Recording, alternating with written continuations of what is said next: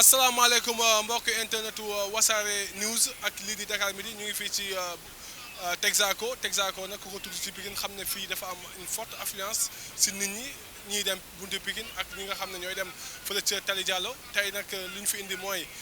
ginnaaw bi résultat yi nga xam ne élection locale yi génn nañ ko 23 janvier fii nag Cheikh Dieng moo fi doon jongante kii di Ablaye Timbo au niveau de la ville depuis un certain temps nag Ablaye Timbo lañ déclaré vainqueur avec plus de 48 000 voix kee nag kii di Cheikh Dieng ñu jox ko 46 000 voix depuis lors nag démb Cheikh Dieng woote na lii di conférence de presse pour contester yooyu résultat ñu ñëw fii si buntu Pikine pour laaj askan bi nan lañ gisee loolu noonu. xamu ziar nañ la. waaw yàlla na yàlla nu ngi ziar. sant bi. man maa ngi tudd Ablaye Faye. fan nga dëkkee. maa ngi dëkk Kaba dëkk bu ñuy wax Kaba. fii nga dëkk. Pikine laa dëkk fii nii Dakar. fi ngay voté. non Bawol laa woote ji woon quoi. nan nga dundee élection yi fii ci Pikine parce que Cheikh Dieng ak kii di Ablaye Timbo ñu ngi xëccoo kii ne maa gagné kii ne maa gagné nan nga ko dundee en tant que ki nga xam ne habitant de Pikine. ok élection yi moom ni ñu ko dundee mooy parti pouvoir ñi féetee parti pouvoir li ma gis mooy ñoom dañoo jaxasoo parce que li tax dañoo jaxasoo mooy askan wi ñoo def vote sanction te li ko waral mooy seen ñàkk compétent laa gis parce que bu fekkoon ne dañoo compétent du demee nii dañ leen di woteel massivement mais nag ñàkk compétent moo waral mu demee nii kenn ku ne di man li ma gëm daal mooy opposition bi ñoo gagné kenn du laam-laame ñu parce que seen gagné dafa leer askan wi yëpp waaw man nag may lancé message Sénégal di ko lancé président Macky Sall en tant que citoyen dëkk bi nañ ko réglé bul xool ku la faral ak ku farat ak yow bul xool ku la faral ak ku la faralul ku nekk ci yoon nañ ko bàyyi mun na ci yoonam ku nekkul ci yoon ñu déreese ko président daal yaakaar naa loolu mooy liggéeyam te muy rôle ñi nga xam ne nii ñoo na ci gox yi muy maire yeeg ak policier yeeg gendarme yeeg ñëpp képp ku nekk ci yoon na la teg ci yoon bañ a xool ku ànd ak ñoom ak ku àndul ak ñoom loolu moo waral vote sanction bi waaw man nag maa ngi dawal taxi nekk fii Pikine may gis li ñuy wax cag-cag sonal na nit ñi ci dëkk bi parce que loolu li ko président bi moo leen war a dressé wala ministre bi nga xam ne ni moom lañ jox wàllu transport. lan ngay wax ne Cheikh Dieng depuis démb ba tey mi ngi wax ci télé ak rajo yi dañ kaa sàcc élection yi. waaw ma koy wax ne na dal rek na dal ba résultat yi génn bu résultat yi génnee yaakaar naa ne moom askan wi moom opposition bi lañ jox loxo dañ doon talal loxo daal vraiment waaw. yaa ngi si ginnaaw Cheikh Dieng. non maa ngi ci ginnaaw Cheikh Dieng. merci. tur beeg sant bi. Jabel laa tudd sant Taal. fan nga dëkkee. Pikine Wakhinane. élection yi xam nañu passé na le 23 janvier démb barkaat démb ñu génn ne Ablaye Timbo moo gagné kii di Cheikh Dieng woote conférence de presse ne day contesté yooyu résultat parce que dañ kaa bëgg a néewal doole nan nga jàngatee loolu. ah waaw man de li ma ci mën a xam mooy kenn ku nekk daal li gën ci yow na la ko yàlla defal muy Ablaye Timbo di Cheikh Dieng parce que ñoom ñaar ñëpp samay xarit lañu Cheikh Dieng sama xarit la Ablaye Timbo sama xarit la waaw wax dëgg yàlla ku yàlla def daal muy sa wërsëg mu na gën ci yow waaye li ci ëpp sens ci réew mii mooy nañu jublu ci liggéey bi te liggéey di ñaanal nag suñu président de la république d'abord ndax moom comme moo jiite réew mi yàlla may ko jàmm defal ko jàmm ak sutura ndax su amee jàmm ñi am jàmm waaye su ñam jàmm duñu am jàmm kon nañ ko ñaanal yàlla mu am jàmm d'abord li ñuy wax maire yi mooy bu leen nit ñi falee nañu liggéey te bàyyi coow li ak xaqante bi man daal loolu laa ko gisee man ndax bu ñu sañoon réew mi avancé waaye xuloo bee xeex bi de du ko avancé loo. ñu ngi noté démb fii ay violence fii si Ecotaf nan ngeen koy dundee en tant que taximan ak élection yi tamit jàll na si jàmm ak salaam wax nañ kiy gagné Cheikh Dieng mi ngi contesté yéen ñi nga xam ne ay taximan ngeen noonu leen koy dundee violence yooyu noonu parce que démb gis nañ fi forte présence lii di police. waaw ñun nag xam nga ñun yàlla def suturaal ñun ay chauffeur taxi lañu ay violence yooyu toujours yàlla dañu koy ñun man boog man yàlla damay yooyu mosuma cee teg sama bët ndax lu sama baay damaa ñaanaloon ca ba ma nekkee gune lépp luy saytaane na la loolu la ma yàlla defal ba fii ma toog di wax ak yow ba am 70 ans mosuma gis loolu te du ma ko fekkee yàlla suturaal na ma ci loolu démb bi police ñëwee man maa leen wax ñu gaare parce que man responsable la fii ma nekk nii biñ ñëwee bëgg a gaare man maa leen jox bu ñu gaare waaye nag bi ñu fi gaaree jour moom gisuma fi benn histoire nag ba ni ma fi jógee ñibbi yàlla nga may suturaal ci ay histoire man may ñaan yàlla bu ma ko fekkee te yàlla bu ma ci bokk lépp lu jëmale réew mi jàmm daal lay wax waaye lu ko jëmalewul ginnaaw moom lu koy jëmale ginnaaw moom waxuma ci dara. ngay wax Cheikh Dieng mu bàyyi. ah bon man daal li ma la wax léegi rek ku mu gën ci moom rek naka ko yàlla jox ki ci des muñ. jàppoo ne dañ kaa sàcc. ah déet waaw mais xam nga nag man loolu mënu ma ci addu bu xóot ndax comme man daw ma ci bureau élection daw ma fu ñuy. li moom dafa jàpp ne dañ kaa sàcc. waaw man la jàpp loolu ndax lu tax aussi bon xam nga moom jàng na xam na droit xam na ay affaire man nag sama njàng daa soriwul chauffeur laa oto laa xam li ma la mën a wax daal mooy ku mu gën ci moom rek nag ko yàlla jox waaw ku mu gën ci moom rek na gën ci moom gën ci Sénégalais yi gën ci président de la république mi nga xam ne moo jiite réew mi gën ci ñun ñëpp nag di ñaanal seen télé bi aussi yàlla suturaal leen may leen ndam yéen itam yàlla bàyyi leen bi ak seen directeur ak seen personnel yëpp ñëpp am jàmm wasalaamaaleykum wa rahmatullah. ñoo ngi lay fay. ginnaaw bi élection yi passé le 23 janvier. bërki démb ñu déclaré kii di Abdoulaye Timbo mooy vainqueur avec 48 000 voix kii di Cheikh Dieng am 46 000 plus de 46 000 Cheikh Dieng nag démb woote conférence de presse ne day contester résultat yooyu parce que dañu kaa bëgg a néewal doole noonu ko jàngatee.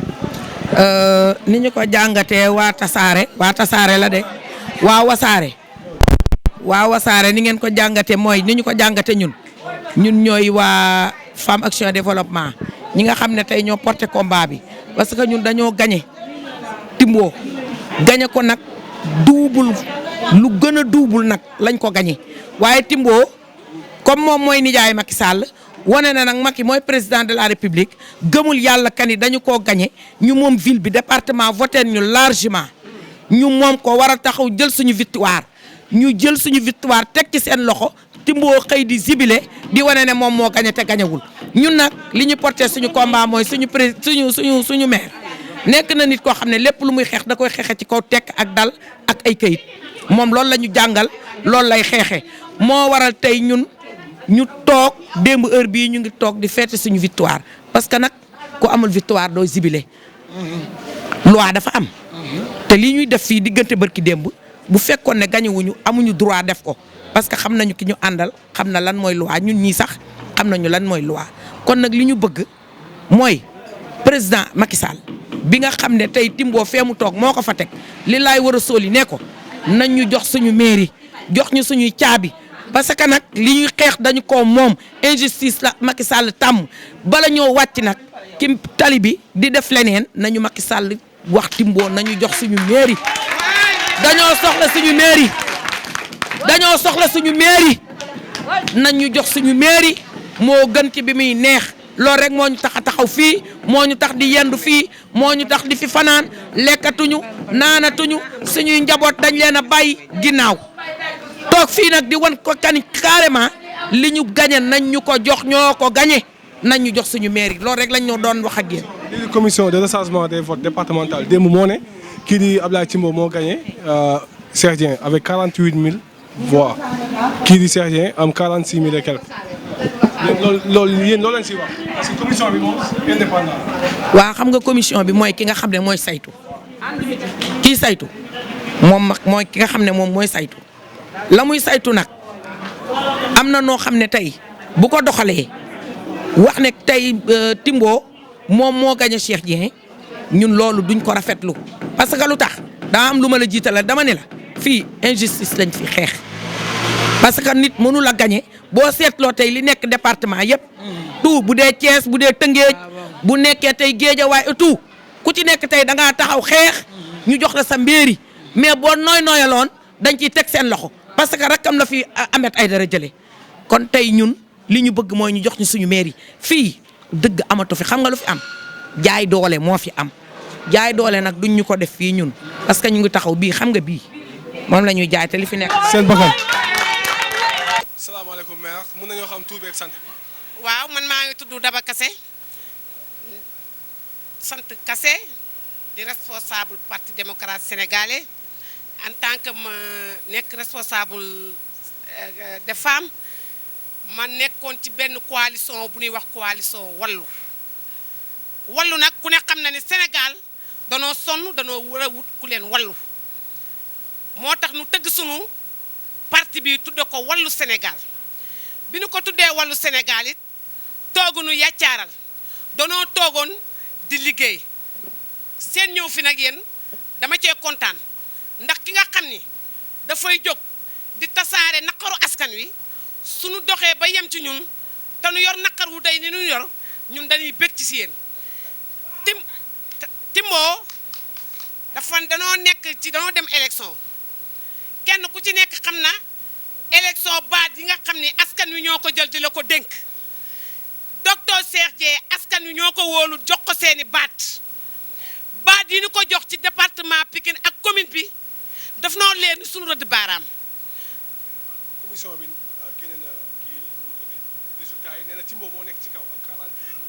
quelques votes ak kii di Cheikh Dieng am 46 000. waaw commission bi loo leen jàppee commission bi. commission boo xam ne commission naa fekk lañu commission bu waxul dëgg. kii amoon na fa représentant Cheikh Dieng. waa amoon na ko waaye heure bi ñu ko génnee résultat yi boobu Cheikh Dieng benn kéem néew fa benn danoo toog ba xaaju guddi nu génne ko 2 heures du matin kenn ku nekk na ci sa lal ku nar a nekk ci dëgg doo def loolu ku nekk ci caaxaan rek mooy def loolu léegi nag ñun suñu wax mooy rek nan jox suñu caabi loolu. pare ngeen pour def la.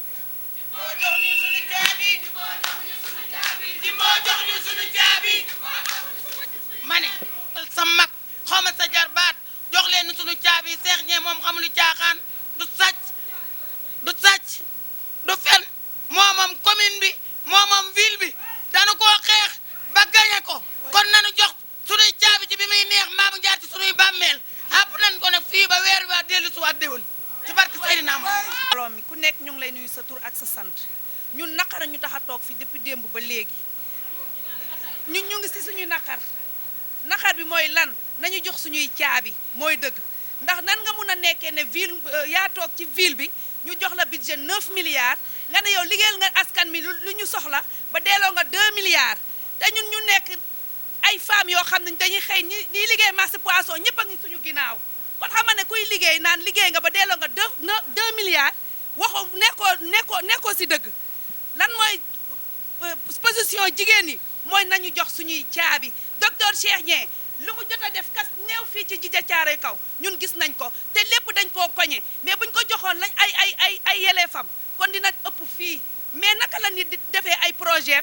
demandé pour ñu dimbale ko mu mun a liggéey goxam ngeen koñe ko lépp lu mu fi liggéey ci Djiddah Thiaroye Kaw ci poosam la ko jox defee kon nag jox leen ko ay caabeem mooy dëgg. maa ngi tudd Mati Diouf. seen toogaay fi. maa ngi tudd Mati Diouf nekk secrétaire général des femmes de la fédération de Pikine Dagoudane nekk secrétaire général des femmes de la section de Djiddah Thiaroye Kaw ñun li ñu dajale fii mooy dañoo am lu ñu naqari te li ñu naqari mooy Macky Sall moo ñu ko teg te duñ ko ndang ñëpp xam nañ ne ki coalition Wallu moo gagné les 7 communes muy la commune de Dalifort, la commune de Djiddah Thiaroye Kaw, la commune de Guinaw Rail Nord, la commune de Guinaw Rail Sud,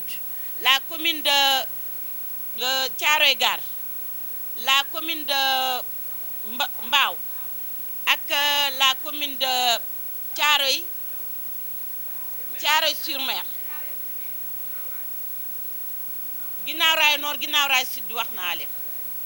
léegi 7 communes boo ko gagné ci 12 communes léegi coalition Benno Bokk Yaakaar mi ngi gagné les 3 communes kii beneen coalition bi Gëm Sa Bopp gagné ñaari communes léegi yow boo gagné 3 communes kii gagné 7 communes nan nga mën a gagné élection. Macky Sall na wax nijaayam dëgg wax dëgg gi mooy nit da ngay xool sa aqulaay taala parce que lu ñu àtte fii dinañ ko àttewaat comme la coalition Wallu bi docteur Cheikh Dieng jiite moo gagné na ko jox pouvoir am moo gën. est-ce que yéen déposé ngeen recours. déposé nañu recours. mais xam naa dinañ ko déposé incha allah. déposé recours kay mooy wóolu ngeen justice. déposé nañu recours déposé nañu recours te duñ ci bañ dara li tax duñ ci bañ dara mooy Macky Sall dinañu delloo suñu pouvoir suñu élection yi nga xam ne le 23 janvier coalition Wallu moo ko gagné Macky Sall dinañu ko delloo ndam li day delluwaat ci la coalition Wallu bu soobee yàlla parce que àddina yëpp xam na ne la coalition Wallu moo gagné élection yi ci département de Pikine kon nag na am ngor am courage wax nijaayam ne perte nga nijaayam félicité docteur Cheikh Dieng ne ko gagné nga élection yi ñëwal jël sa place mais bu ko deful ay bakken dina rot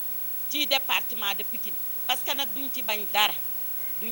dara dañuy jaay suñu bakken nu mu ñëwee rek baax na fan yi yëpp ñoo ngi def ay marche waaw duñ ci bañ dara. voilà man Aline Diop la voilà ñi may wax nag Linto voilà. ñu jàngatee li am Pikine parce que commission bi joxe na résultat yi ne Timbo moo gagné CRD ne du nangu yooyee résultat nañ lay déposé la nan ngay jàngatee. waaw bu ñu nuyoo ñëpp di nuyu waa Pikine di wax ne rek tey bu ñu taxawee di wax dañuy wax avec un cœur meurtri xol boo xam ne dafa fees parce que bu fekkee dañoo toll ci moment boo xam ne askanu Pikine ñoo booloo ne Timbo bëggatuñ la doyal nañ sëkk Timbo moom noonu mooy ci pouvoir bi ne du ko joxe kon damay jàpp ne dañoo salfaañe ak yelleefu population doomu Pikine bi nga xam ne dañoo jël seeni voix dugal ko ci urne yi ne Timbo doyal nañ Timbo nag fi nga xam ne fa la sukkandiku pour voler la voix des Pikinois mooy dañoo corrompre par exemple ba jusqu'au plus haut niveau parce que bu ñu demee ba commission de recensement c'est-à-dire voilà bu ñu demee maanaam dañ leen a soit dañ leen a jënd wala dañ leen a neexal bu ñu demee ba commission de recensement nga war a xam ne dafa war a tëddee njaaxaanaay mu dem ba nga xam ne day dem bay corriger ay PV parce que ñun amoon nañ fa ay représentants. parce que am ngeen ay représentants ci commission bi génne ay résultats ngeen ne doo leen ko accepté. voilà bu ñu demee bay corriger ay PV ci loolu laay ñëw suñu représentants yi bu ñu waxee ñu ne leen faites vos observations maanaam soit da ngay def say observation wala ñu génn la léegi bu ñu demee ba nga xam ne aussi dafa am bureau yoo xam ne dañ koy jël ci communes yi nga xam ne par exemple ñun ñëpp dañ fa avantage xam nañ ne wàllu da koy moom ñu jël ay PV yoo xam ne 0,00 la ñu defal wal loolu ñëpp xam nañ c'est impossible ñun ñu ne lool dafa bokk ci yi nga xam ne fa lañ tënku pour sàcc élection yi beneen bi mooy bu ñu nee bureau bi nombre de suffrages valablement exprimé nombre bii la comment se fait-il que bureau boobu noonu nombre total bi nga xam ne ñoo voté bëgg a ëpp nombre de suffrages valablement exprimé loolu ñëpp xam nañ ne sàcc la beneen bi aussi ñuy wax ne dañoo jàpp bureau yoo xam ne yu bëri ñoom dañ koo annulé mooy bureau yi nga xam ne ñoom favorable leen ñu annulé ko seulement que nee nañ soit vote yi baax wala PV yi léegi nag ñun dañuy wax ñun waa Djiddah Thiaroye Kao njabootu Cheikh Dieng particulièrement que lii nii nga xam ne dafa am Abdoulaye Timbo di ko def Macky Sall di ko ci jàppale parce que jarbaatam la duñ ko nangu te ñun la jeunesse de Pikine dinañ xeex jusqu'aux dernières forces bi nga xam ne moom lañ am duñ nangu Macky Sall di salfaañe suñ àq ak suñ yelleef suñ voix yi nga xam ne dañ koo jël dugal ko ci urne yi ne Abdoulaye Timbo doyal nañ ci moom sëkk duñ nangu benn yoon ñu koy fooqat dinañ ànd ak docteur Cheikh Dieng xeex ko ba luñ ci am jël. yéen ne da ngeen di déposer recours ku dem ba déposer recours mooy am na confiance ci autorités yi administratives yi léegi recours boobu noonu lañ ko nar a def du génnee ne dañ leen gañe. non dinañ dem ci recours mais balaa lool dafa am loo xam ne sax dafa njëkk a teye xel parce que bu ñu demee ba ay président de tribunal di corriger ay PV ñun loolu rek dafa dawlu suñu xel moo tax ñu ne dinañ mener la bataille politique mener la bataille judiciaire parce que nag bu ñu gisee Abdoulaye Timbo di tambaambalu ci dëkk bi te boobu ba léegi résultat yi génn guñ yoon mooy wane ne am na luñ ko dëy boobu nag mooy nee nañ ko dinañ la sàccal élection yi dinañ la joxaat Pikine nag docteur Cheikh Dieng daf ne dafa ñëw pour defar Pikine une ville sécurisée moderne defar ko ba nga xam ne carrément njabootu Pikine dinañ gis carrément changement ci Pikine ñëpp ànd ceeg moom nag muy la coalition Yewwi coalition yi nekk ci Pikine yëpp dañoo jël seeni voix jox ko docteur Cheikh Dieng ne ko yaa ñu doy kon nag ñu ngi koy wax fii devant tout le monde que nous les jeunes du département de Pikine duñ nangu li Macky Sall nar a def bëgg a salfaañi suñu àq ak suñu yelleef duñ ko nangu te dinañ dem jusqu'au bout dañ koy avertir lii nii nga xam ne mu ngi koy def na ko rectifier immédiatement il n'est pas trop tard Timbo dañ koy lancer appel moom mu xool ci njabootam xam ne lii way bu ñaaw la way bu ñaaw bu muy indil njabootam parce que dafa sàcc te nag nga màgg ñu naan la sa baay dafa sàccoon pour toog loolu lu ñaaw la Timbo dañ lay lancer appel il n'est jamais trop tard pour bien faire rectifie le tir delloowaatan sa xel nga xam ne docteur Cheikh Dieng gagné na la jël bu set wecc la gagné voilà loolu laa am lu may wax. ñu ngi lay jaajëfal. ok jërëjëf.